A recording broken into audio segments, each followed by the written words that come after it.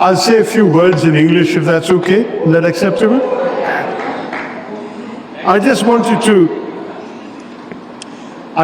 to first of all thank you all for coming in such large numbers to greet my colleagues and myself. We have come as part of a mission to 5 countries. Our Honorable Prime Minister has sent 7 parliamentary delegations to different regions of the world. Others have gone to other countries. We started in New York with a visit to the September 11th memorial. Then we traveled to Guyana for a 2-day visit. We are now in Panama for a 2-day visit. Then we go to Colombia for a 2-day visit. Thereafter to Brasilia, where we have 2.5 days because there's also a Sunday in between. And then we go to the United States, to Washington, D.C. And the purpose of our mission is to convey a message to each of the countries that we are going to. And I should mention to all of you that we represent very many different parties. Even within the 7 members of my delegation, there are 4 parties represented. We have 5 parties represented amongst the members of my delegation.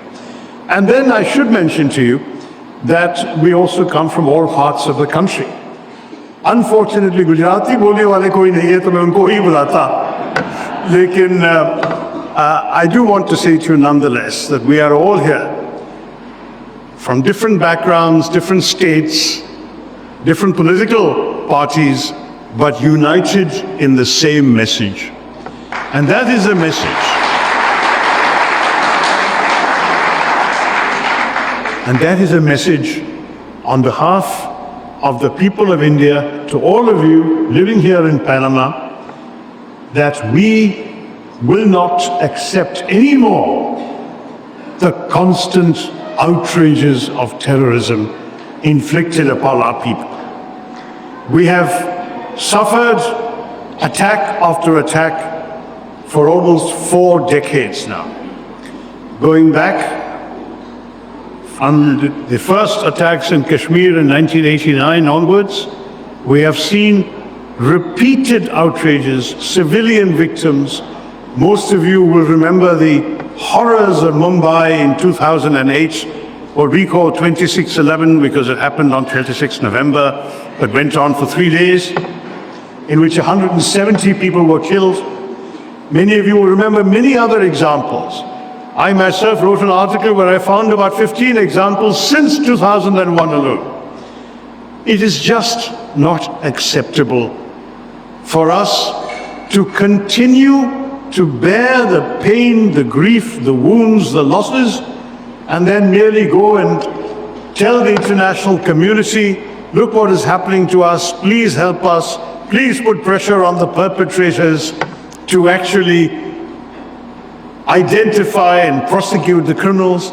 None of that has been happening despite our best efforts. After Mumbai, we had all the evidence. We even captured one of the terrorists alive. A very brave policeman gave his life to capture Ajmal Kasam alive. He was identified, his home, his address, his village in Pakistan were identified.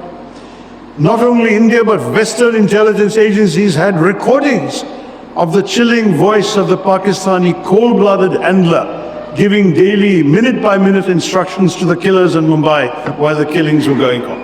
All the evidence was collected, dossiers were established. What happened? Has a single person behind this outrage been prosecuted, let alone convicted? The answer is no. Sadly, Pakistan has chosen a policy of enabling terror, and not just enabling, but creating terrorist establishments, financing them, training terrorists, equipping them. There have been examples in the last 20 years of attacks in New York, in London, in Madrid, in so many different parts of the world, which have been blamed provably on Pakistani terrorists or terrorists trained in Pakistan and brought to these countries. This is the sad reality we are facing today. We have no quarrel with the people of Pakistan. We would love to live in peace. As you know, India is proud of its economic success story in the last couple of decades. We have been growing and prospering as a country. We have been trying to pull our people out of poverty. We have been trying to develop our technology, our tech stack, so that we can enter the 21st century as a proud and confident leading country in the world. We are already the fourth largest economy in dollar terms. By another 10 years or so, we should be even the third largest economy. We are already that in purchasing power parity terms. So we are a growing, prosperous country. We don't want to be distracted by wars, conflicts, and terror. We want to focus on growth, on prosperity, on a better life for our people. Unfortunately, our desire to just be left alone is not reciprocated by our friends on the other side of the border. They have chosen repeatedly to attack us because they believe that they want territory which they do not control, which we control, which is part of the sovereign borders of United India. And we are not going to give it to them, even if we have to pay the price that we have repeatedly been paying. But what has changed in recent years is that the terrorists have also realized they will have a price to pay. On that, let there be no doubt. When, for the first time, India breached the line of control between India and Pakistan to conduct a surgical strike on a terror base, a launch pad, the Uri strike in September 2015, that was already something we had not done before. Even during the Kargil war, we had not crossed the line of control. In Uri, we did. Then came the attack in Pulwama in January 2019. This time we crossed not only the line of control, we crossed the international border and we struck a terrorist headquarters in Balakot. This time we have gone beyond both of those. We have not only gone beyond the line of control and the international border, we have struck at the Punjabi heartland of Pakistan by hitting terror bases, training centers, terror headquarters in 9 places in both in both Punjab and Pakistan occupied Kashmir. And let me say to you, this is going to be the new norm. Our Prime Minister has made it very clear. Operation Sindoor was necessary because these terrorists came and wiped the sindoor off the foreheads of 26 women by depriving them of their husbands and their married lives. In fact, there were some women who cried out, "The terrorists kill me too." And they said, "No, go back, tell what happened to you." We heard their cries, and India decided that the color of the sindoor, that vermilion color on the forehead of our women, will also match the color of the blood of the killers, the perpetrators, the attackers.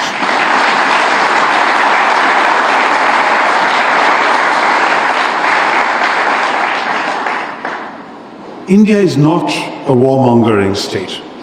Even when we conducted those attacks, the first 9 terror base attacks, our government said very clearly, without any doubt, that we are not looking for any escalation.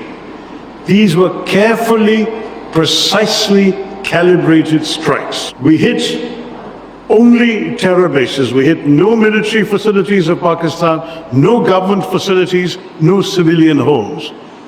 Very precise targeting meant that even within the compounds of Lashkar-e-Taiba and Jaish-e-Mohammed, we hit specific buildings. And we did so at night, between 1:05 and 1:30 at night. Why? Because we didn't want to have too much of collateral damage. At a different time during the day, there might have been a lot of civilians around. We didn't want their lives to be hurt. Think how much thought has gone into this. We wanted to send a message, a very clear message. And the target was not all the people of Pakistan. It was not even the government of Pakistan. The target was only the terrorists and their enablers. Sadly, Pakistan chose to respond. They shelled indiscriminately, artillery shells flying across the border, Poonch, Rajouri. And sadly, we all know this, 19 of our fellow citizens were killed in the Pakistani shelling in Poonch alone. 59 were hospitalized with grievous injuries. Where did the shells hit? When we attacked terror bases. When they attacked the Gurudwara, they attacked the nuns' convent, the Carmelites of Mother Mary. They attacked civilian homes. They attacked civilian vehicles. That is the way, the difference between how we behaved and how our neighbors chose to respond.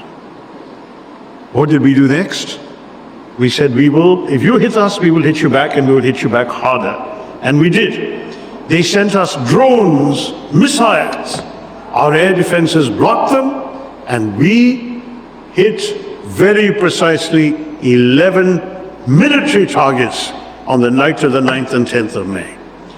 You can see satellite pictures.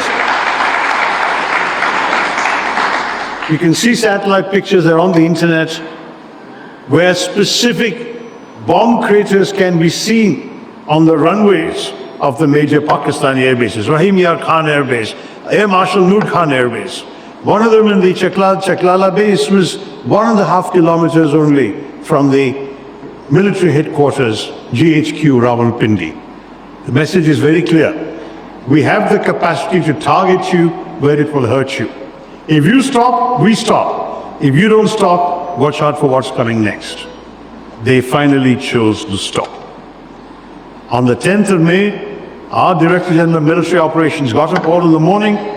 They set up a proper dialogue at 3:30 in the afternoon, and at 3:30, their Director General of Military Operations told ours, we want to stop firing.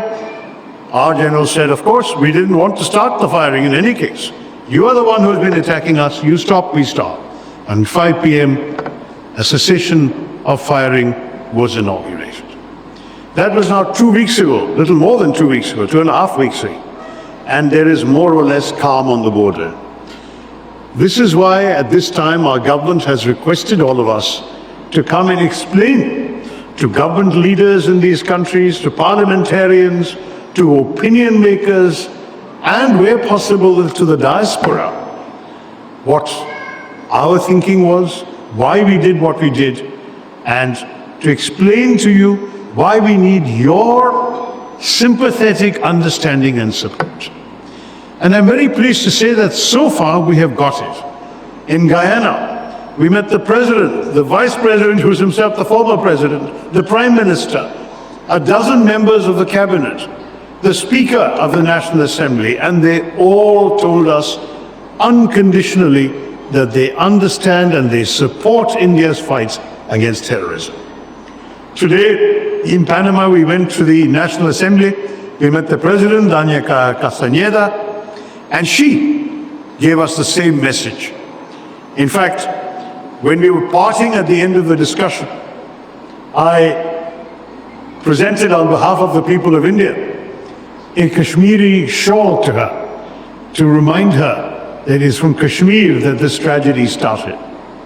And what did she say in reply? She gave me a symbol, a Panamanian warrior symbol. And she said, the people of Panama encourage all of you in India to fight like warriors against terrorism.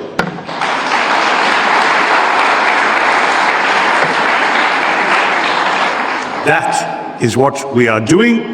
That is what we are going to continue to do. And let me say to you all, we know the buildings we've destroyed can be rebuilt. We know that terrorism does not disappear with one night of strikes. We know there is an entire enabling ecosystem in Pakistan to create this terror infrastructure, to train, arm, guide, equip, and direct these people to come and do terror. It is they who must change. We have seen even the United Nations Security Council said that it is not enough to bring the terrorists to justice, but those who finance them, those who direct them, must also be made accountable. We all know who those are. That is the military establishment of the deep state of Pakistan. And we say to you, understanding this means being prepared that this may happen again. But we are telling you in advance, if it happens again, be prepared for worse to happen to them. This is the message we are giving. We are explaining what happened. We are seeking sympathetic understanding, but we are saying we are not going to tolerate anymore. If it happens again, there will be worse to come. And that warning we give in advance so that people understand. I repeat, we do not want war. Our actions were not the first salvo intended for a long drawn-out conflict. We just want to be left alone. We want to grow, develop, look after the well-being of our people. We are saying to Pakistan and to the people who run that country, you leave us alone, we leave you alone. But you strike us, be prepared that we will strike back. That is the message. With those words, I want to thank you all once again.